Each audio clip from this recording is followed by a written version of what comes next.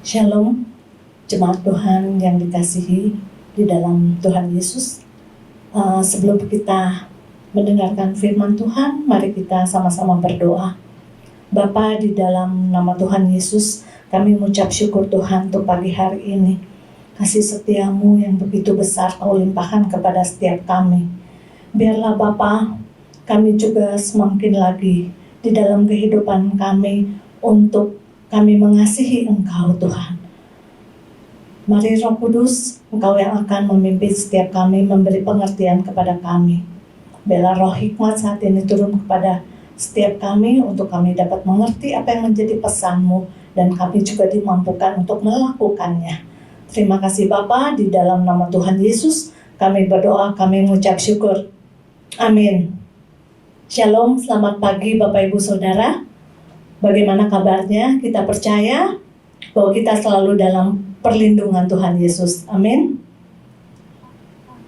Inilah yang menjadi pesan Tuhan ya untuk kita semua di minggu ini adalah berusaha mengenal Tuhan, yang diambil dari Hosea 6 ayat 1 sampai ke 6, tapi kita akan baca Hosea 6 ayat ketiga. Marilah kita mengenal dan berusaha sungguh-sungguh mengenal Tuhan. Ia pasti muncul seperti fajar. Ia akan datang kepada kita seperti hujan pada akhir musim yang mengairi bumi. Bapak Ibu Saudara, tentu saja ya ketika kita menerima pesan Tuhan ini, inilah yang menjadi hati Tuhan. Bahwa Tuhan ingin benar-benar setiap kita berusaha sungguh-sungguh untuk mengenal Dia. Tentu saja tahu dan mengenal ini sangat berbeda. Kalau saya tahu seseorang, katakanlah, oh ya, saya tahu si A. Belum tentu si A akan tahu saya. Tapi kalau saya katakan, saya kenal si A, pasti si A juga akan kenal saya, tahu saya. Ya, jadi jangan sekedar tahu, tapi kita mau katakan tadi seperti pesan Tuhan yang mau kita sama-sama belajar adalah berusaha mengenal Tuhan. Dikatakanlah marilah kita mengenal dan berusaha sungguh-sungguh mengenal Tuhan. Saudara, kata sungguh-sungguh di sini adalah menggambarkan bahwa di mana seorang ini mempunyai suatu effort, gitu, suatu usaha. Mungkin aja saudara yang akhirnya memerlukan sebuah pengorbanan, ya, di mana mungkin waktu, tenaga, mungkin biaya dan sebagainya, pikiran saudara. Karena apa? Karena ada sesuatu yang dikejarnya, ada sesuatu yang benar-benar sungguh-sungguh mau didapat, ya, mau dicapai. Keinginannya ini keinginan yang kuat. Bahkan mungkin banyak lagi pengorbanan yang harus dikeluarkan. Ya, karena apa? Karena memang sungguh-sungguh aku harus mencapainya. Dikatakan harus mengejarnya pun bukan asal-asalan saudara. Dikatakan seperti kalau anjing mengejar, ya dikejar. Ini akan ada suatu usaha yang sungguh-sungguh. Ya, kalau kita ingin mencintai ya, dicintai atau mencintai orang-orang yang kita kasihi, pasti kan kita akan berusaha ya kenal mereka. Lamanya seseorang ya mungkin bersama-sama belum tentu seseorang itu saling mengenal. Contohnya dalam kehidupan rumah tangga ya, lamanya mungkin bisa 10 tahun mereka tinggal bersama-sama, tapi apakah sungguh-sungguh mereka itu mengenal? Kadang-kadang belum tentu saudara. Lamanya kita mengikut Tuhan, mungkin saya udah jadi anak Tuhan dikatakan 20 tahun, 30 tahun. Belum tentu menjadi ukuran bahwa kita tuh benar-benar mengenal Tuhan. Oleh sebab itu, melalui pesan ini, mari kita sama-sama introspeksi diri lagi. Benar-benarkah saya sudah membangun ya suatu hubungan yang berkualitas dengan Tuhan, sehingga saya mengenal Tuhan dan Tuhan pun mengenal saya. Bahkan saudara, kalau kita lihat di ayat yang ke-6 ya, Hosea 6 ayat ke-6. Bisa ditampilkan. Ya, Hosea 6 ayat 6. Sebab aku menyukai kasih setia dan bukan korban sembelihan, dan menyukai pengenalan akan Allah lebih daripada korban-korban bakaran. Kasih setia di sini, kalau di dalam bahasa aslinya adalah hesed, ya, hesed. Hesed ini berarti adalah satu cinta yang berdasarkan satu perjanjian. Kalau saudara bikin satu kontrak, satu perjanjian, pasti kan ada dua belah pihak. Ada pihak pertama, ada pihak kedua. Nah itulah. Jadi Tuhan sudah menyatakan kasih setianya kepada kita. Kasih yang berlimpah kepada kita. Dia mati di kayu salib, ya, dia berkorban untuk kita. Bagaimanakah sekarang bagian kita untuk mengasihi dia? Nah itu yang diartikan sebagai itu. Jadi ada dua belah pihak. Makanya ketika Tuhan menyatakan kasih-Nya, mari kita menyambut kasih-Nya dengan lebih lagi mengenal Dia, ya, lebih tahu lagi. Oh ya, Tuhan, ku ini seperti apa pribadinya, apa yang Dia suka, apa yang Dia tidak suka, ya.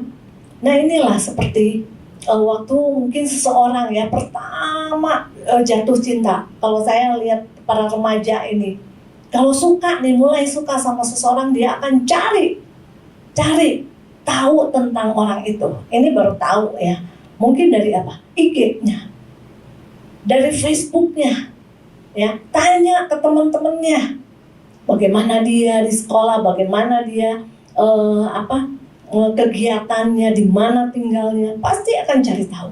Lalu mulai mendekat untuk berkenalan. Ya, setelah kenal dia akan cari tahu apa sih sukanya, apa sih dia maunya gitu.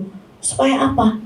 Ya, supaya cintanya saya atau kasihnya gitu seseorang ini terbalaskan oleh orang yang disukainya. Jadi harus ada dua belah pihak. Saudara, betapa kita dapat yang membayangkan kalau seseorang ini mengasihi Tuhan, kita akan lihat kok, ya, semakin dia mengenal Tuhan, maka perilakunya pun akan makin serupa, ya, dengan siapa yang dia kasihi, siapa yang diidolakan. Biasanya kan gitu kan, kalau seseorang mengidolakan seorang, misalnya katakanlah bintang film, ya, dia akan mulaikan rambutnya lah dia tiru, gaya-gayanya lah dia tiru. Demikian juga semakin kita mengenal Tuhan, semakin perilaku kita akan seperti Dia. Semakin kita mengenalnya, semakin kita memahami kebenarannya, memahami kasih-Nya. Itu. Jadi melalui pesan Tuhan ini, saudara, ada beberapa hal yang harus kita sama-sama perhatikan, dan sama-sama kita lihat lagi ke dalam diri kita, ya, apakah sungguh-sungguh kita benar-benar mengenal Tuhan. Ada dua hal yang akan saya bagikan di sini. Yang pertama adalah mengenal Tuhan ini menjadikan kita peka terhadap kehendak Tuhan. Peka terhadap kehendak Tuhan.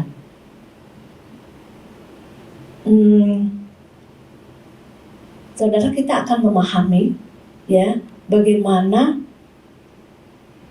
kita memahami Tuhan yang benar, dan kita tidak akan pernah ragu-ragu akan semua rencana Tuhan dalam kehidupan kita. Karena apa? Karena kita mengikatkan diri dengan kehendak Tuhan.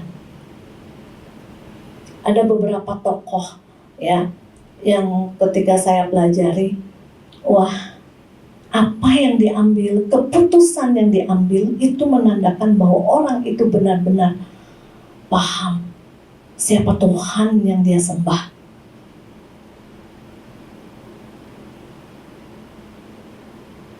Makanya teguran Tuhan kan datang, ya, kepada Hosea. Bagaimana perilaku umatnya saat itu. itu tidak menandakan bahwa benar-benar mencintai Tuhan, apalagi tahu akan kehendak Tuhan. Untuk memahami kehendak Tuhan, saudara, ya, ada satu ayat yang mengatakan bahwa di Roma 12 ya ayat 1 sampai 2, bahwa kita harus mempersembahkan tubuh kita, seluruh hidup kita untuk Tuhan. Kita harus menetapkan hati kita hidup sesuai dengan kehendak Tuhan, sesuai dengan rencana kehendaknya. Karena apa? Karena diawali dengan dikatakan pembaharuan budi, ya. Coba kita supaya kamu mempersembahkan tubuhmu sebagai persembahan yang hidup dan kudus yang berkenan kepada Allah, itulah ibadahmu yang sejati. Ayat kedua, janganlah kamu menjadi serupa dengan dunia ini, berubahlah oleh pembaharuan budimu, berubahlah. Waktu kita terus intim dengan Tuhan, saudara, tentu saja kita akan mulai berubah cara pandang kita, cara hidup kita. Kita akan mulai menyelaraskan cara pandang kita. Kita akan mulai berjalan sesuai dengan jalan-jalannya Tuhan. Kita akan mulai bisa memandang, ya, oh ini bukan kehendak Tuhan, itu yang menjadi kehendak Tuhan, ini yang Tuhan suka, itu yang tidak berkenan kepada Tuhan. Seperti di ayat tersebut dikatakan membedakan manakah kehendak Allah, apa yang baik yang berkenan kepada Allah. Nah, waktu seseorang terus membangun keintiman dengan Tuhan, mengenal pribadi dan Tuhan, inilah saudara, lama-lama akan menjadi satu frekuensi dengan Tuhan. Ya, apa yang Tuhan pikirkan, dia akan juga pikirkan. Nah, itu adalah sebuah proses, ya, di mana seseorang mulai mau mengikatkan diri dengan apa yang menjadi kehendak Tuhan. Salah satu tokoh yang saya baca ya di Alkitab, saya temukan Maria. Maria bagaimana ketika itu malaikat datang kepadanya, ya, bahwa hai Maria, engkau akan mengandung. Saat itu tidak mudah sebetulnya bagi Maria untuk menerima kenyataan itu. Bagaimana pandangan orang-orang, ya, bagaimana yang juga dia mikir, bagaimana dia nanti bicara sama Yusuf. Tetapi Maria adalah seorang dikatakan yang menyimpan semuanya di dalam hatinya. Kenapa dia begitu? Karena dia tahu dia telah mengikatkan diri dengan apa yang menjadi kehendak Tuhan. Bahkan Maria katakan bahwa waktu malaikat Tuhan datang, bahwa terjadilah, ya, aku ini hanya hambamu, terjadilah menurut perkataanmu, ya, terjadilah. Dikatakan waktu Maria mengatakan terjadilah, ini adalah bukan kata-kata biasa gitu. Terjadi di sini Maria akan tahu bahwa seluruh proses kehidupannya akan dimulai dengan waktu dia menyerahkan kehendaknya kepada Tuhan. Mungkin prosesnya bakal gak enak, saudara, ya.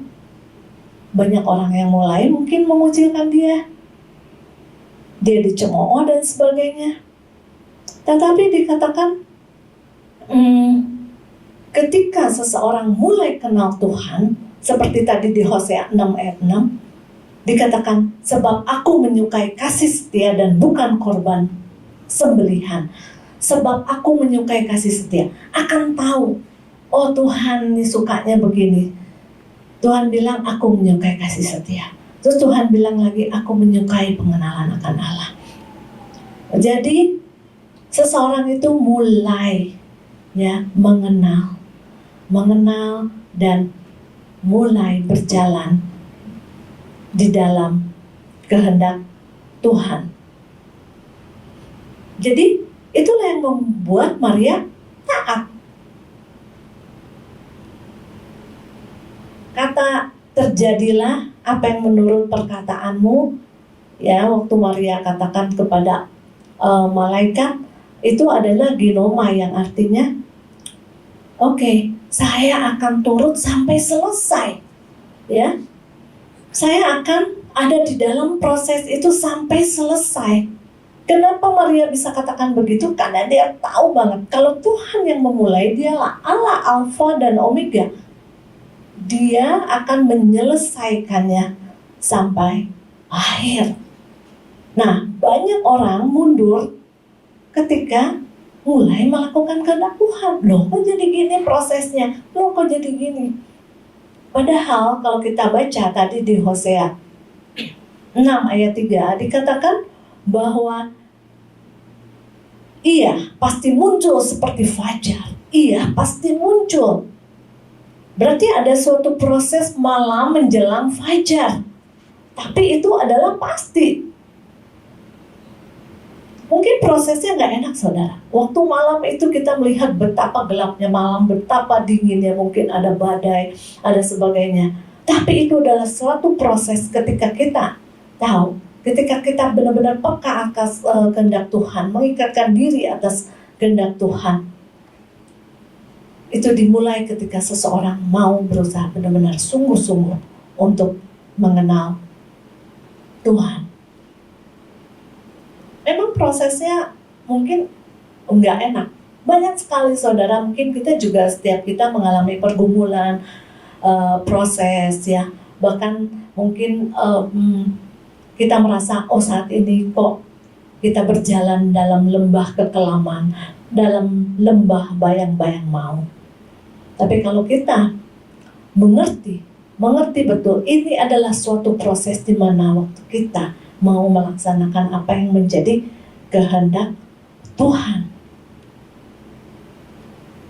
Seorang Rasul Paulus, waktu dia mengikatkan pada kehendak Tuhan, waktu itu berjalan dalam apa yang menjadi kehendak Tuhan, di dalam pelayanannya banyak sekali dia mengalami masalah, saudara.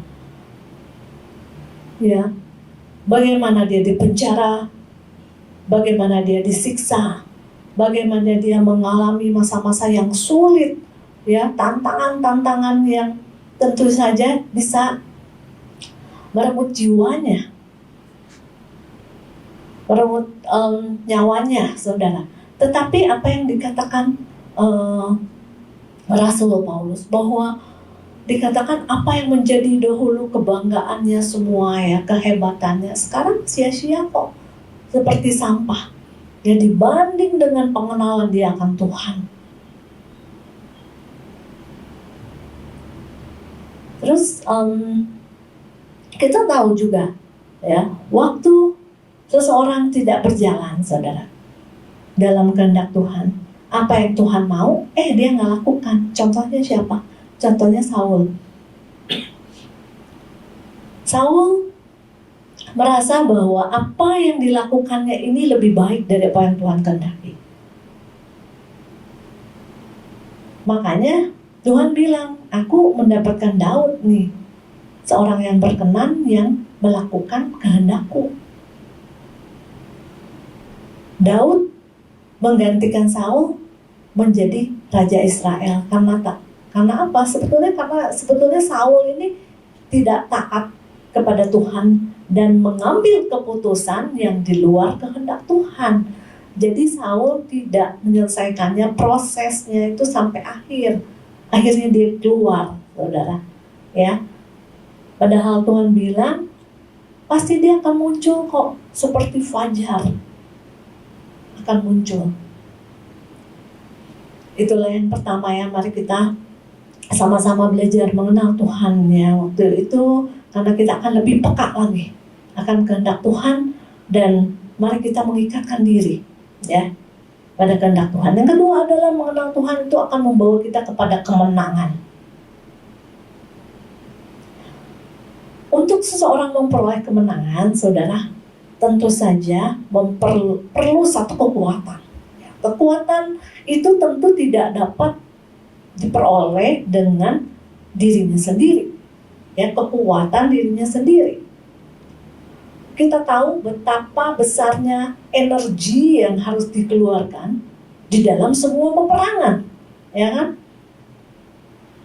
Kita tahu juga bagaimana seseorang harus tetap, bagaimana mereka tuh kuat, bagaimana mereka bisa menang dalam mengatasi segala masalah pergumulan hidupnya. Itu memang tidak mudah. Oleh sebab itu dikatakan, kalau kita lihat di Daniel 11 ayat 32, dikatakan umat yang mengenal Allahnya akan tetap kuat dan akan bertindak. Jadi umat yang mengenal Allahnya itu seakan-akan punya satu energi yang lebih untuk bertindak, ya, untuk tetap kuat di tengah badai masalah apapun, untuk menghadapi situasi yang sulit sekali saat-saat ini. Kita mau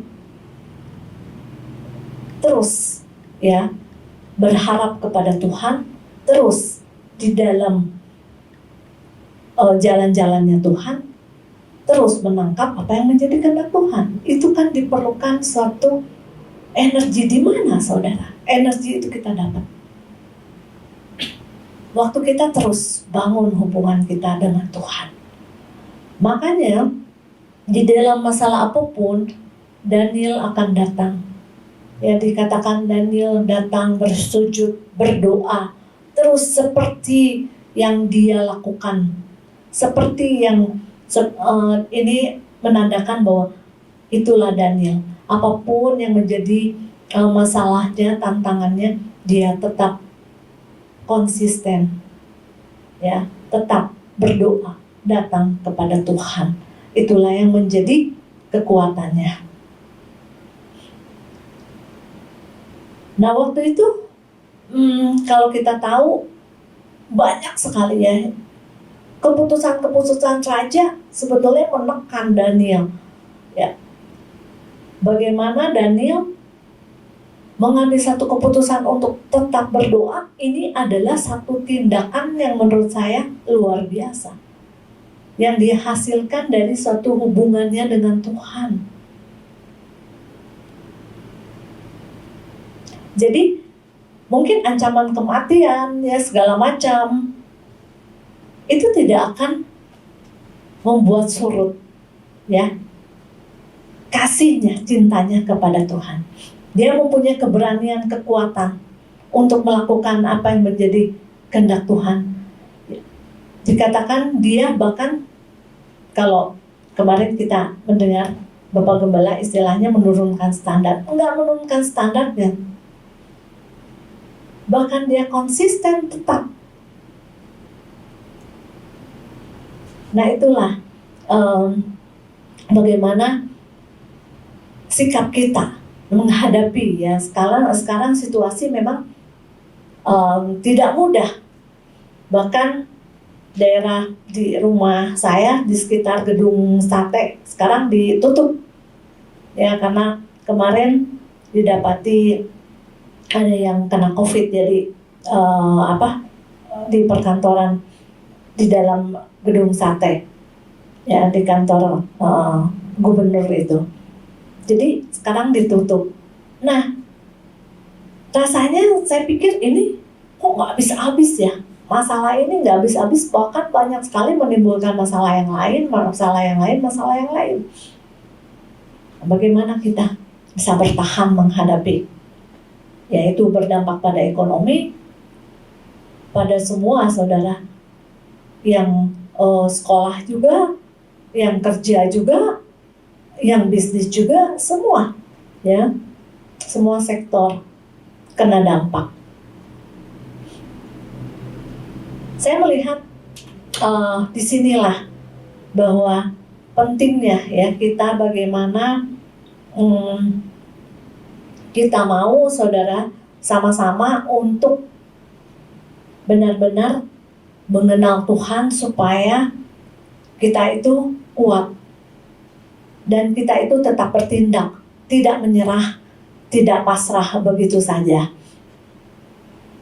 Seperti seorang tokoh ya, Nabi Elia pada saat itu pernah dalam satu ketakutan sehingga dia merasa aduh musuhnya itu begitu besar. Mungkin kadang-kadang kita seperti itu juga. Kita melihat musuh kita begitu besar yang di depan kita. Tetapi waktu kita membangun lagi hubungan kita dengan Tuhan, kenal siapa Tuhan kita.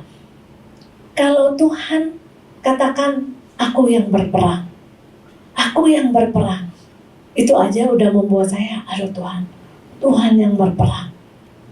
Ya, bahkan dikatakan engkau akan melakukan hal-hal yang jauh lebih besar, hal-hal yang gagah perkasa. Itu perkataan-perkataan Tuhan itu akan membangun kita, akan memotivasi kita untuk kita tetap kuat, untuk kita tetap bertindak. Ada seseorang raja ya yang namanya Yosafat, saudara. Yosafat pernah mengalami suatu ketakutan ketika dikepung 3 bangsa yang jauh lebih kuat daripada kekuatannya. Tetapi saya lihat di sini Yosafat tidak membiarkan dirinya dikuasai oleh ketakutannya. Bahkan dia berusaha menanggulanginya. Kalau saudara baca nanti di 2 Tawarikh 20, itulah kisahnya. Ini adalah pilihan Yosafat. Kenapa Yosafat bisa mengambil keputusan untuk mencari Tuhan di dalam ketakutannya? Karena dia kenal.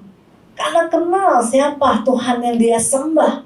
Kemana lagi dia akan lari, kemana lagi dia akan minta pertolongan selain kepada Tuhan yang dia sembah, ya, Allahnya yang begitu besar, yang mampu melakukan segala perkara-perkara yang ajaib.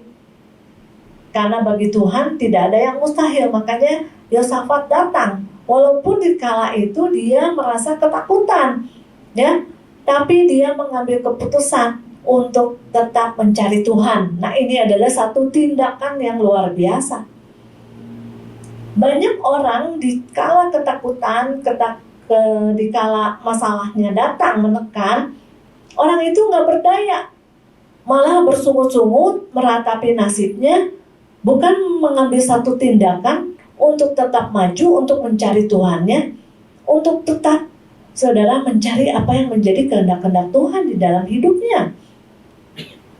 Tetapi Yosafat saat itu, apa yang dilakukannya? Waktu itu Yosafat dikatakan berdiri di hadapan Allah, membawa seluruh rakyatnya. Dan pertama yang dilakukan Yosafat adalah, kalau kita baca di 2 Tawarikh ya 20 ayat ketiga, bahwa sebetulnya Yosafat menjadi takut dan dia mengambil keputusan untuk mencari Tuhan. Dia menyerukan kepada seluruh Yehuda untuk berpuasa. Inilah dia mengambil satu keputusan untuk terus dia ada di hadirat Tuhan, untuk dia terus mendengar tuntunan Tuhan, untuk terus dia dikuatkan, untuk terus dia mengambil satu tindakan bersama Tuhan. Bukan pasrah gitu aja, tapi ada satu tindakan bahwa dia akan terus, Tuhan, aku akan terus ada di hadirat Tuhan, aku akan minta tuntunanmu, apa yang kau katakan aku akan lakukan. Itu ya. Lalu apa yang dia lakukan juga? Dia memperkatakan siapa Allah itu baginya. Nah, seberapa kita kenal seseorang, saudara, seberapa kita juga merasa siapa dia kan bagi kita. Oh, ternyata ini nih suami saya, dia juga teman saya, sahabat saya, tempat saya sharing, tempat saya curhat, dia orang yang saya percayai, misalnya kan, dia adalah orang yang bisa menenangkan ketika saya dalam masalah. Dia seberapa kenal kita terhadap seseorang, itulah kita akan memperkatakan siapa dia bagi kita. Seberapa kenal kita kepada Tuhan, kita akan memperkatakan siapa Tuhan bagi saya. Dan apa yang dikatakan Yosafat adalah dikatakan Tuhan itu adalah nenek moyang kami. Ya, dia memerintah. Dia dengan kuat kuasanya, keperkasaan tangannya, sehingga tidak ada orang yang dapat bertahan melawan engkau, dikatakan. Bahkan engkau Allah kami yang menghalau penduduk tanah ini dari depan umatmu Israel dan memberikannya kepada keturunan Abraham. Nah, inilah yang diperkatakan siapa Allah bagi Yosafat. Kalau saudara baca di ayat 6, di ayat 7, ya. Lalu apa yang dilakukannya juga, dia tetap fokus kepada Tuhan, fokus memandang kepada Tuhan. Diambil dari ayat yang ke-12-nya, bahwa ya Allah, kami tidakkah engkau akan menghukum mereka, karena kami tidak mempunyai kekuatan untuk menghadapi laskar yang besar ini yang datang menyerang kami. Kami tidak tahu apa yang harus kami lakukan, tetapi mata kami tertuju kepadamu. Inilah yang membuat Yosafat tetap bisa bertindak, di mana dia punya kekuatan. Itulah saudara, kenapa Tuhan berpesan kepada kita ya semua untuk berusaha mengenal Tuhan. Hari-hari ini gak mudah saudara, ya. Tetapi seorang yang mengenal Tuhan sungguh-sungguh, dia akan tetap kuat, dia tetap akan bertindak. Bahkan saudara, dia akan tetap menjadi berkat bagi banyak orang. Oleh sebab itu, mari kita sama-sama saudara meresponi apa yang menjadi pesan Tuhan, dengan bagaimana kita terus ya untuk peka terhadap kehendak Tuhan, ya, mengikatkan diri dengan kehendak Tuhan. Yang kedua adalah tetap saudara, kita mau supaya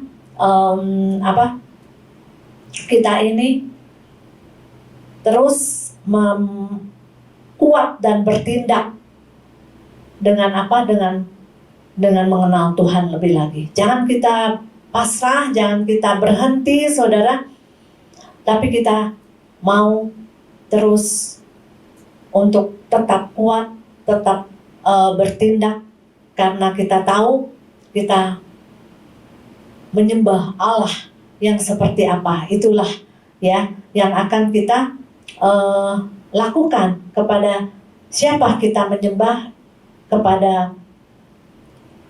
Karena Tuhanlah yang akan membawa kita kepada kemenangan. Inilah yang membuat energi kita besar ya, membuat satu power untuk kita tetap bertindak. Inilah menjadi pesan Tuhan bagi kita semua. Tuhan Yesus memberkati. Mari kita sama-sama berdoa.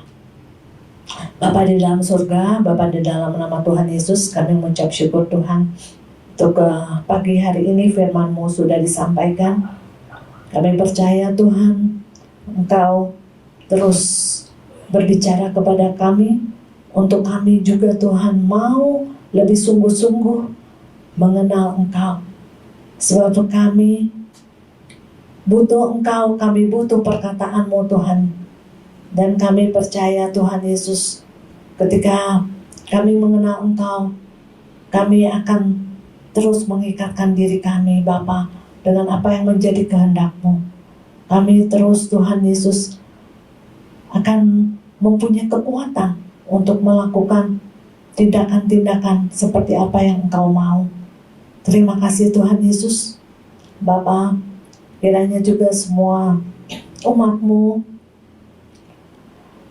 terus di dalam pemeliharaan-Mu, perlindungan-Mu, dan terus mempunyai kehausan untuk lebih lagi Bapa mendengar dan melakukan apa yang menjadi firman-Mu, mencintai Engkau lebih lagi. Berkati Bapa setiap rumah-rumah tangga, biarlah kasih anugerah-Mu melimpah, perlindungan-Mu sempurna atas mereka juga. Terima kasih Tuhan Yesus, dan di dalam nama Tuhan Yesus kami berdoa, kami mengucap syukur. Amin.